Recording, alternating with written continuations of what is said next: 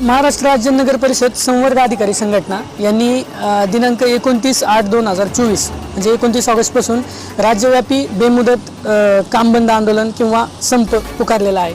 सदर गोष्टींचा शासन स्तरावर गांभीर्याने विचार करणं शासनाने गरजेचं आहे। महाराष्ट्र राज्य नगर परिषद संवर्ग अधिकारी संघटना यांची जी प्रामुख्याने मागणी आहे की NPS खाते उघडले जावे। इतर कोणत्याही शासनाच्या विभागामध्ये उदाहरणार्थ GST डिपार्टमेंट असो, गृह खात्याचे पोलीस डिपार्टमेंट असो, कोणत्याही डिपार्टमेंटमध्ये नवीन नियुक्ती मिळालेल्या कर्मचाऱ्याला किंवा अधिकाऱ्याला जास्तीत जास्त 2 महिन्यामध्ये NPS अकाउंट ओपन करून दिले जाते। त्याच्या पेन्शनचं कॉन्ट्रीब्युशन त्या खात्यामध्ये ट्रेझरीमध्ये जमा केलं जातं।